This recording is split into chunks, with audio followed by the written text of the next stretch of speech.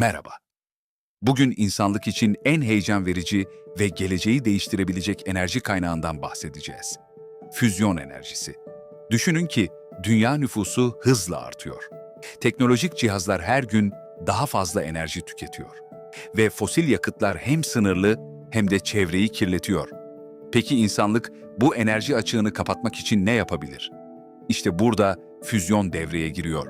Füzyon, doğada Güneşin enerjisini üretme biçimidir. Güneşin ışığını ve ısısını bize ulaştıran güç.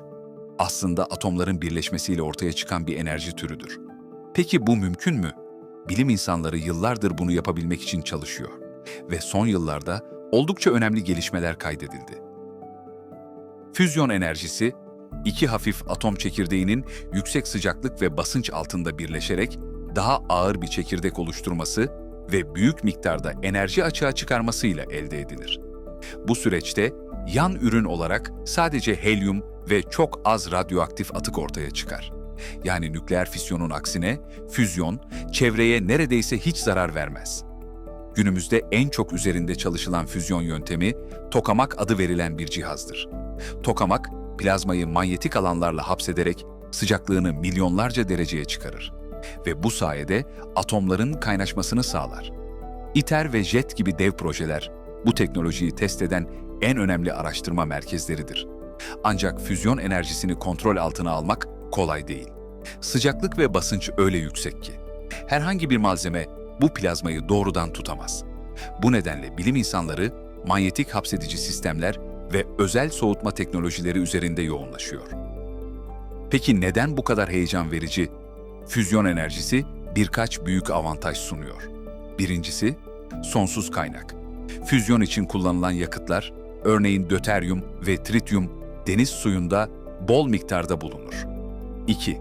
Çevre dostu. Fosil yakıtlar gibi karbon salınımı yoktur. Küçük miktarda radyoaktif atık oluşur ama bu mevcut nükleer enerjiden çok daha azdır. Üçüncüsü ve en önemlisi, güvenli. Füzyon reaktörlerinde zincirleme reaksiyon riski yoktur. Olası bir sorun, sistemin kendi kendine sönmesiyle çözülür. Bu nedenlerle füzyon enerjisi, bilim insanları tarafından geleceğin enerji kaynağı olarak tanımlanıyor. Tabii ki her şey bu kadar kolay değil. Füzyon enerjisi hala deney aşamasında ve birçok teknik engel var. Enerji verimliliği. Şu anda reaktörler verdikleri enerjiden daha fazlasını tüketiyor. Yani pozitif enerji üretimi hala büyük bir hedef. Maliyet. Füzyon projeleri milyarlarca dolara mal oluyor. ITER'in maliyeti bile şu ana kadar yaklaşık 25 milyar euro. Zaman. Uzmanlar füzyon enerjisinin yaygın kullanıma geçmesinin 2035 ile 2050 yılları arasında olabileceğini öngörüyor. Ancak teknolojik gelişmeler ve yapay zeka destekli simülasyonlar bu zorlukları hızla aşmamıza yardımcı olabilir. Gelecekte füzyon enerjisi şehirlerimizi, fabrikalarımızı ve hatta uzay görevlerimizi çalıştırabilir. Elektrikli araçlardan endüstriyel tesislere kadar tüm enerji ihtiyacımızı karşılayabilir. Düşünün ki elektrik fiyatları düşüyor, karbon salımı azalıyor ve enerji kaynaklarımız neredeyse sınırsız. Bu yalnızca bilim insanlarının değil, tüm insanlığın hayalini süsleyen bir gelecek vizyonu. Bugün burada insanlığın enerji devriminde bir adım daha yaklaştığı bir dönemi konuşuyoruz. Füzyon enerjisi belki de birkaç 10 yıl içinde gerçekten sonsuz güç kaynağımız olacak. Bilgi yolculuğuna devam etmek için abone ol. Yeni sırlar ve ilginç keşifler için merakını canlı tut.